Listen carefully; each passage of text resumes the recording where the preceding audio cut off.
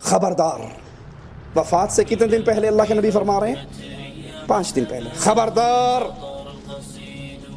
تم سے قبل جو لوگ گزرے وہ انبیاء کی قبروں پر مسجدیں بنایا کرتے تھے. خبردار تم قبروں پہ مسجدیں نہ بنانا.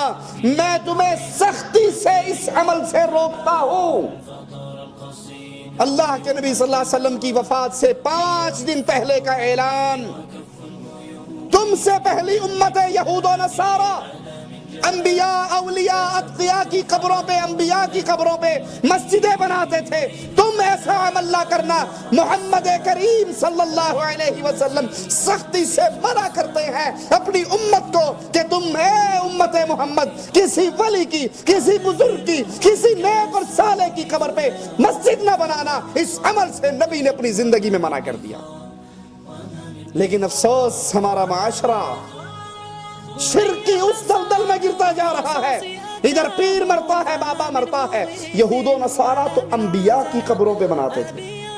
یہ نقطہ بھی یاد رکھنا. یہود و نصارہ کس کی قبر پہ بناتے تھے؟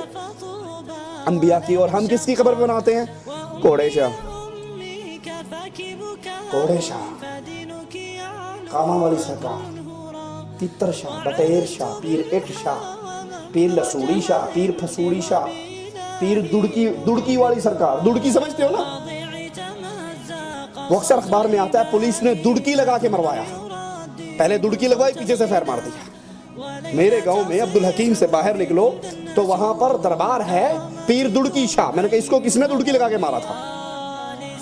یہود و نصارہ تو پھر انبیاء کو پوجتے تھے اور انبیاء کی قبروں پہ مسجدیں بناتے تھے. یہ قوم ایسے شرک میں گری. لاہور میں گھوڑے شاہ کا دربار ہے, ایبٹ آباد میں کھوتے شاہ کا دربار ہے, کہیں توتے شاہ کا دربار ہے, کہیں لسوڑی شاہ کا ہے, کہیں پھسوڑی شاہ کا ہے, کہیں دڑکی سرکار ہے, کہیں پیر چوپ شاہ ہے, کہیں پیر اٹ شاہ ہے. بس شاہ کی پوچھل ساتھ ہونی چاہیے, آگے جو مرضی لگا دو. رسول اللہ صلی اللہ علیہ وسلم فرماتے ہیں میں تمہیں سختی سے اس کام سے منع کرتا ہوں. اور دوسری بات اس حدیث سے جو اللہ کے نبی کے فرمان سے ثابت ہوتی ہے, آپ نے قبروں پر مسجدیں بنانے کا عمل مشرکین کا عمل قرار دیا. قبروں پہ مسجدیں بنانے والے کون ہیں؟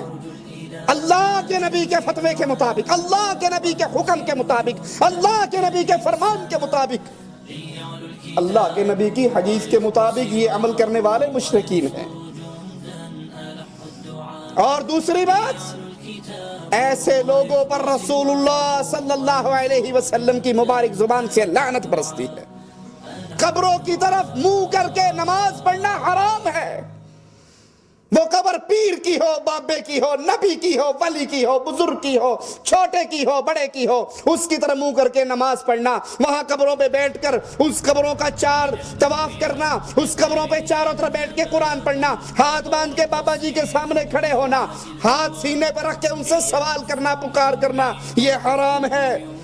صحیح مسلم میں اللہ کے نبی صلی اللہ علیہ وسلم کے فرمان پہ غور کیجئے.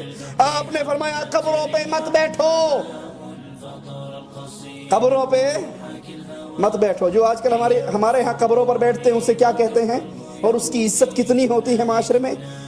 یہ گولڑے والی سرکار کے سجادہ نشین ہے, یہ گدی نشین ہے. اور سجادہ نشین اگر الیکشن میں اپنے گدھے کو بھی کھڑا کر دے تو مقابلے پہ کوئی جیت. یہ گدی نشین بابا, سجادہ نشین کا. اللہ کے نبی فرما رہے ہیں تم قبروں پہ نہ بیٹھو. اور ہمارے ہاں جو قبروں پر بیٹھتا ہے اس کا مقام معاشرے کے اندر وزیر سے بھی بڑھ جاتا ہے. یہ سجادہ نشین ہے, یہ گدی نشین ہے, یہ مجاور ہے. قبروں کی طرف منہ کر کے نماز نہ پڑھو. اور آج ہمارے ہاں درباروں پہ قبروں کی طرف منہ کر کے قرآن کی تلاوت بھی ہے, نماز بھی ہے, دعا بھی ہے, ہاتھ بھی مانگا جا رہا ہے, سر بھی جھکایا جا رہا ہے, طواف بھی کیا جا رہا ہے, بابے کی قبر کی چوکھٹ کو چوما بھی جا رہا ہے.